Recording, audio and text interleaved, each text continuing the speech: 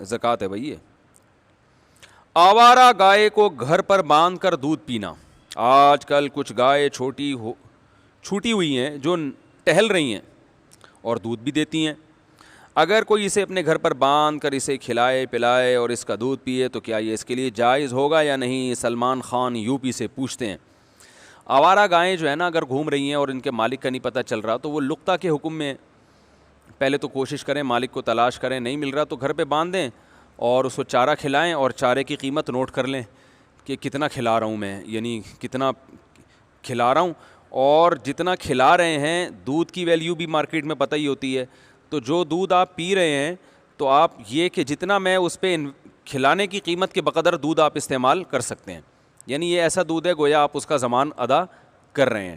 تو جو اضافی دودھ ہے وہ اگر آپ پئیں گے تو اس کی قیمت آپ کو صدقہ کرنی پڑے گی, اور وہ قیمت غریب کو دے دیں, صدقہ کر دیں مالک کی طرف سے کہ بھئی اس کا دودھ میں استعمال کر رہا ہوں اور اس کی قیمت کا چارہ بھی گائے کو نہیں کھلا رہا, تو جو اضافی ہے وہ میں مالک کی طرف سے صدقہ کر رہا ہوں. کسی بھی مستحق کو صدقہ کیا جا سکتا ہے, خود دودھ بھی صدقہ کیا جا سکتا ہے, اور اگر دودھ پیتے ہیں تو اس کی قیمت تو میں نے بتایا کہ وہ پلس مائنس کر دیں, کتنے کا چارہ کھلا رہے ہیں اور کتنے کا دودھ پی رہے ہیں. جیسے ہی مالک نظر آئے تو اس کے حوالے کر دیں اس گائے کو.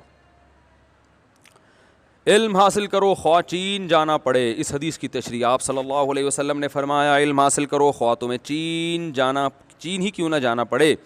اس سے مراد دنیاوی علم ہے یا دینی علم ہے؟ حذیفہ خان کشمیر سے. یہ حدیث صحیح نہیں ہے, بالکل ہی موضوع حدیث ہے, لہذا اس کو بیان کرنا ٹھیک نہیں ہے. البتہ یہ ضرور ہے کہ آپ صلی اللہ علیہ وسلم نے علم کی ترغیب دی ہے, دنیاوی علم بھی اور دینی علم بھی, اور قرآن و سنت میں اس پہ بہت سارے دلائل ہیں. اس پر مستقل بیانات میرے ہو چکے ہیں کہ دین کے علم کی تو بہت زیادہ فضیلت ہے, لیکن ساتھ ساتھ اسلام نے دنیاوی علم کی بھی فضیلت کو بیان کیا ہے. اب یہ کیونکہ مستقل پورا ایک ٹاپک ہے تو وہ پورا بیان اس پر ہو جائے گا, کون کون سی آیتیں ہیں جس سے ہمیں پتہ چلتا ہے. اور اس کے علاوہ خود نبی صلی اللہ علیہ وسلم نے غیر مسلموں کے علوم سے فائدہ بھی اٹھایا ہے. اس کی بھی حدیث میں مثالیں ملتی ہیں کہ آپ صلی اللہ علیہ وسلم نے مثال دی ہے اہل فارس کی کہ وہ ایسا کرتے ہیں لہذا تم بھی ایسا کیا کرو. تو اس سے پتہ چلتا ہے کہ اس جو اہل فارس جو بالکل آگ کی پوجا کیا کرتے تھے, ان کے پاس جو علم تھا اس سے آپ صلی اللہ علیہ وسلم نے استدلال بھی کیا کہ دیکھو وہ ایسا کرتے ہیں تو تم بھی ایسا کیا کرو, کیونکہ یعنی اس کا یہ فائدہ ہے تو تمہیں بھی یہ کرنے سے یہ فائدہ ہوگا. تو تفصیلی بیان میرے یوٹیوب پہ موجود ہیں, وہ آپ سن سکتے ہیں. مسجد میں سوشل ڈسٹینس نہ ہو تو گھر پر نماز پڑھنا.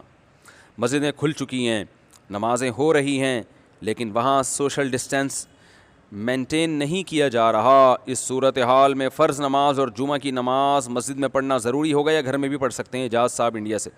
دیکھیں ہمارے ہاں بہت سے علماء کی رائے یہ ہے کہ اگر لوگ مسجد میں احتیاط نہیں کر رہے تو پھر آپ کے لیے ان حالات میں گھر میں نماز پڑھنے کی گنجائش ہے.